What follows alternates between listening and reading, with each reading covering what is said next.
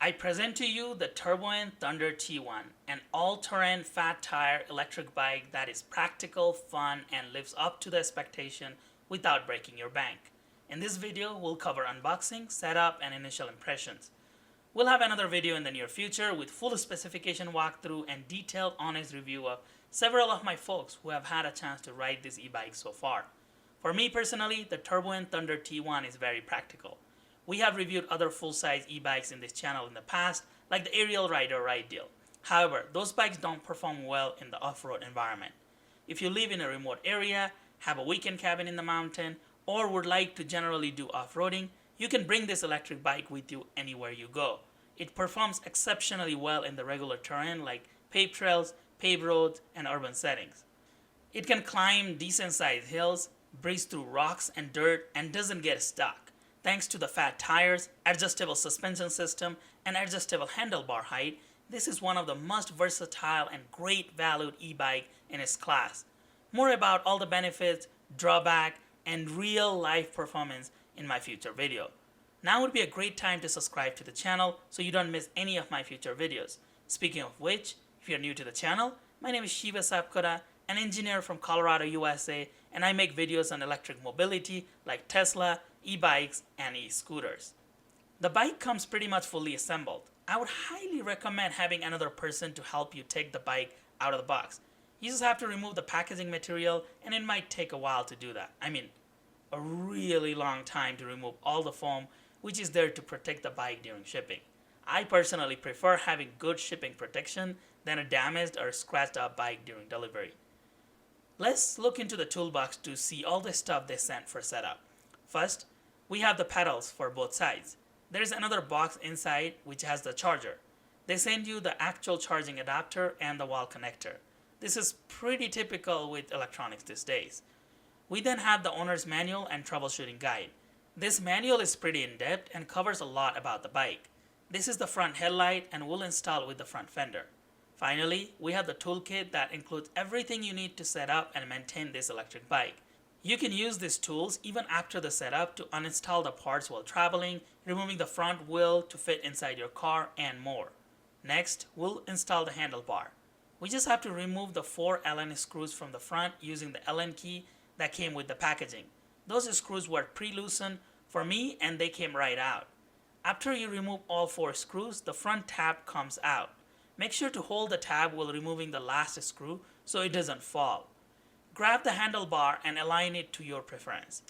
Make sure the LCD screen is facing the right direction and gear is at an optimal angle. You can then put the metal bracket back on and put the 4 Allen screws. Take your time tightening those screws and do not over tighten them to prevent the screws from stripping. Now it's time to install the front tire. First, remove the quick release axle that is attached to the tire. I would recommend Turboant rather put this axle on the toolbox instead of using a zip tie here on the spock. It just makes it harder to remove it. Grab the front tire, align it with the disc and brake pads, and let the fork rest on the hub.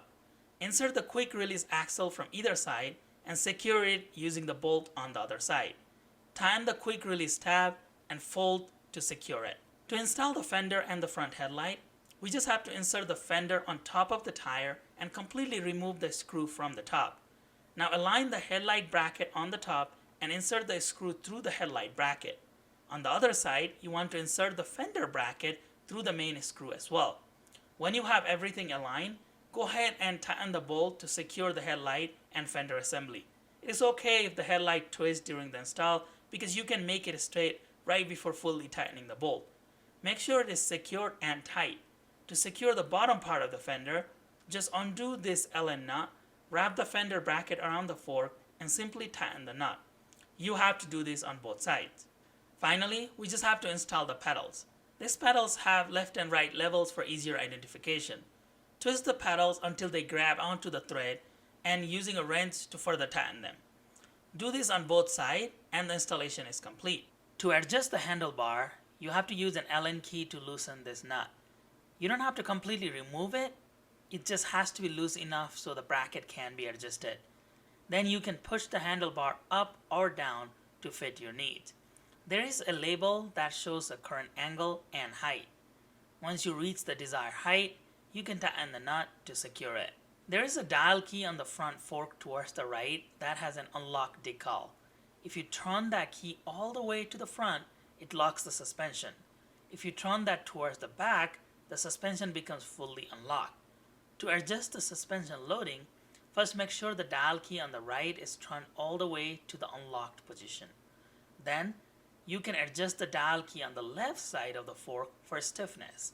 If you turn it towards the positive, the bike becomes more stiff, versus if you turn it towards the negative, you get more suspension. So depending on where you are riding, you can easily adjust this to fit your needs.